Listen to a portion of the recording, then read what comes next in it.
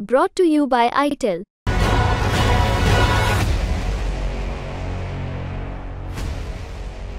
बहुत मसले हैं, हम हाथ खड़े करते हैं, ये सब जानबूझकर किया गया है। सुप्रीम कोर्ट ने ये फटकार लगाते हुए ये बात पतंजलि से कही है। आज यानी 30 अप्रैल को रामदेव और बालकृष्ण फिर सुप्रीम कोर्ट में पेश हुए और पुरानी रवायत की तरह इस बार फिर उन्हें सुप्रीम कोर्ट से फटकार लगी। जस्टिस हिमा कोहली और जस्टिस अमानुल्लाह की बेंच इस मामले की सुनवाई कर रही थी।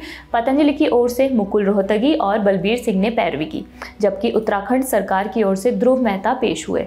कोर्ट ने भ्रामक विज्ञापन मामले में उत्तराखंड लाइसेंसिंग अथॉरिटी की निष्क्रियता पर सवाल करते हुए कहा, इतने सालों तक आप कहां सोए थे, कार्रवाई क्यों नहीं की। आज कोर्ट के अंदर क्या क्या हुआ और अब तक इस केस में क्या अपडेट है, आइए एक एक करके आपको बताते हैं। सुनवाई के दौरान उत्तराखंड स्टेट लाइसेंसिंग अथॉरिटी ने कोर्ट को बताया कि पतंजलि और उसकी यूनिट दिव्या फार्मेसी के 14 मैन्युफैक्चरिंग लाइसेंस को तत्काल प्रभाव से 15 अप्रैल को रद्द कर दिया गया था। इस पर कोर्ट ने कहा कि इससे पता चलता है कि जब आप कुछ करना चाहते हो तो आप पूरी तेजी से कर सकते हो, लेकिन जब आप नहीं करना चाहते हो तो इसमें सालों लग जाते हैं। कोर्ट ने कहा है कि इस बार आपने महज 7 से 8 दिनों में एक्शन लिया, लेकिन आप बीते 9 महीनों से क्या कर रहे थे, अब आप नींद से जागे हो। कोर्ट ने यह भी पूछा कि आपने जो पतंजलि फार्मेसी की 14 दवाइयों का उत्पादन सस्पेंड किया है वो कब तक किया है।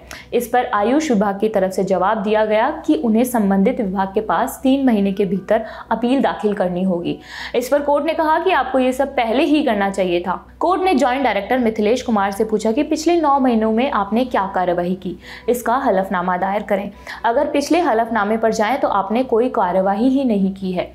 आप बाद में मत कहिएगा कि आपको मौका नहीं दिया गया। कोर्ट ने ड्रग लाइसेंस अथॉरिटी के हलफनामे पर असंतुष्टि जताई। कोर्ट की तरफ से कहा गया कि इस तरह का ढीला रवैया कतई उचित नहीं है। आपको हलफनामे दाखिल करते वक्त कई चीज़ों का ध्यान रखना चाहिए। कोर्ट ने कहा कि हम आपका हलफनामा स्वीकार करते हुए 1 लाख रुपए का जुर्माना लगाते हैं। वहीं कोर्ट में पतंजलि मामले पर सुनवाई शुरू होने पर सीनियर काउंसिल मुकुल रोहतगी ने अखबारों में छपा माफीनामा दिखाया। इस पर सुप्रीम कोर्ट ने पूछा कि आपने ओरिजिनल रिकॉर्ड क्यों नहीं दिए, आपने ई फाइलिंग क्यों की, इसमें तो बहुत ज़्यादा कन्फ्यूजन है। इस पर रामदेव के वकील बलबीर सिंह ने कहा कि हो सकता है मेरी अज्ञानता की वजह से ऐसा हुआ हो। कोर्ट ने हालांकि पतंजलि के विज्ञापन की सराहना भी की है। कोर्ट ने कहा है कि पिछली बार जो माफीनामा आपने छापा था वो छोटा था और उसमें केवल पतंजलि लिखा था, लेकिन इस बार का माफीनामा बड़ा है।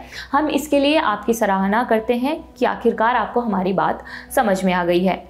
अब सुप्रीम कोर्ट में इस मामले की अगली सुनवाई 14 मई को होगी। हालांकि इस सुनवाई के दौरान रामदेव और बालकृष्ण को व्यक्तिगत रूप से पेश होने से छूट दे दी गई है। आपको ये खबर कैसी लगी हमें कमेंट बॉक्स में बताइए। मैं हूं मनीषा और देखते रहिए ललन टॉप। शुक्रिया।